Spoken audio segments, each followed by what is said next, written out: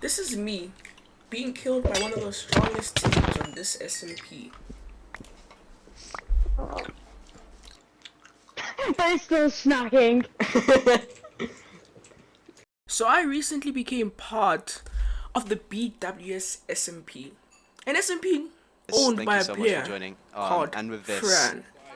Now in the beginning of the SMP, my stuff was looted, my base destroyed, my villages killed, meaning I had not much of a source of resources.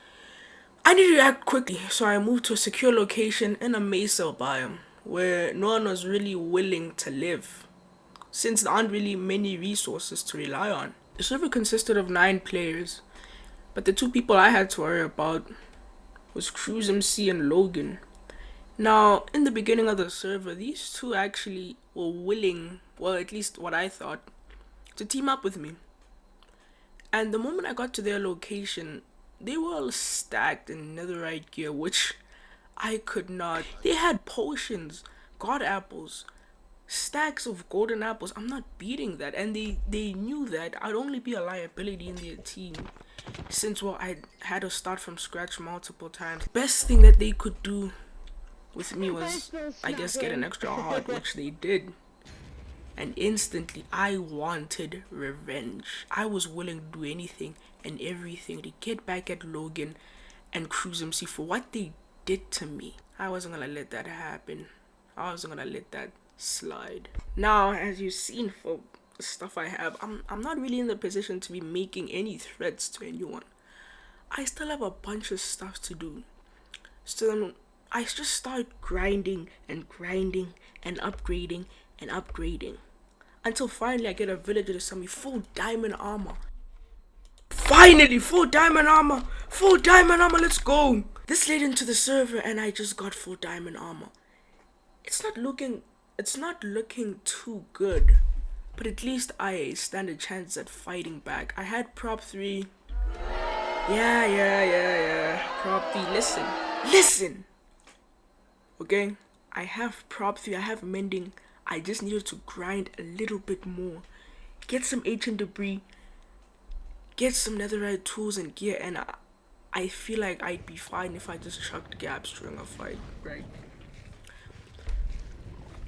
So no, the problem isn't really ancient debris. I can easily mine that within a couple of hours. I'd have full netherite gear, right?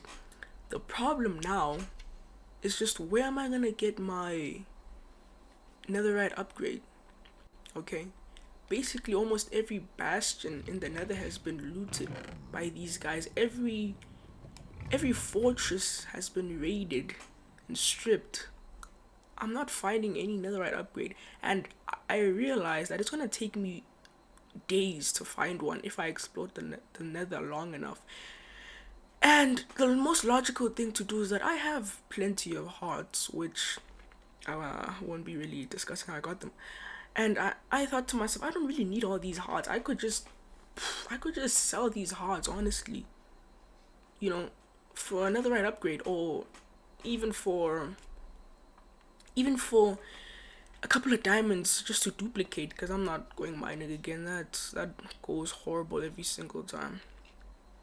And I put my heart on sale, right? And the owner of the server, Fran, suspiciously agrees to buying my heart.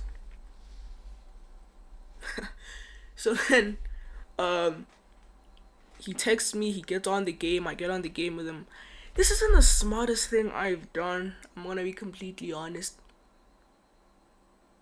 But I give him the coordinates to my base right off. To the last digit, I give Fran the codes to my base. And he's not alone too. He has a 4 or 5 player team. He's I guess, right hand most trusted man. Call him named Marson. Right, and these guys just pop out of nowhere in full netherite gear. You know, Fran is a nice guy. I trusted him. That's why I gave him my base codes. But I knew he wouldn't really do anything. I mean, so then what happened was Fran and Marson decided to give me a full set of netherite gear, which I can't lie, if that's not trustworthy, I don't know what is. Not to mention an elytra, full netherite tools. I mean, come on guys, that's trust if I ever saw it. The problem begins when we start making our way back to Fran's base. We're moving in the nether. Everything seems to be going well, although Fran and Morrison have a problem. They don't have many fireworks. And one thing about moving through the nether, there's a lot of lava pools that stretch on for blocks. They give me like 5 fireworks, and I don't know how they expect us to move through the nether like that. But then that's not really where the problem starts. The issue starts is when I try making a block clutch on soul sand. Things with soul sand, you can't really place blocks on or besides soul sand. It just doesn't work. I miss the block clutch. I fall into lava. I'm chugging all the gaps that I have, and of course, eventually, I'm a dead man. Okay. Oh, I actually Lights are suck. gone. My second set of diamond armor is gone. Everything I held valuable. Okay, not everything, but you know what I mean.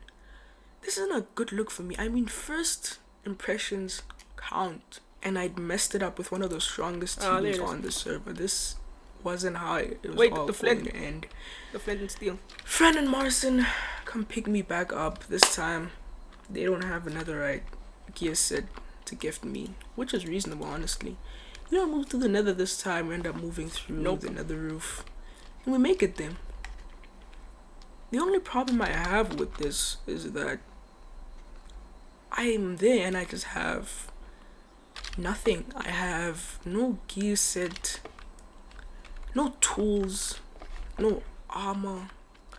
I have nothing. I'm basically starting from scratch, chopping down trees to trade with villagers for a full set of diamond gear that won't even have any reasonable enchants for me to, I guess, hold my own in a fight. Thank you.